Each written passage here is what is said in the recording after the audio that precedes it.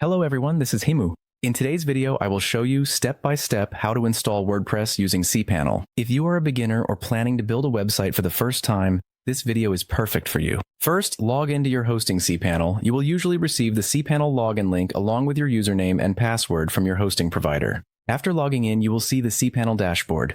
Now scroll down and look for Softaculous Apps Installer or WordPress Installer. Most hosting providers include this option by default. Click on the WordPress icon and then click on the Install Now button. Here you need to configure a few important settings. Select your domain, leave the directory field empty. Enter your site name and description, set your admin username, password, and email address. Make sure to enter this information carefully, as it is very important. Once everything is set, click the Install button and wait for 1 to 2 minutes. When the installation is complete, you will see your WordPress login URL. At this point, your website is live. You can open your domain in the browser and check your site. Congratulations, you have successfully installed WordPress. If you found this video helpful,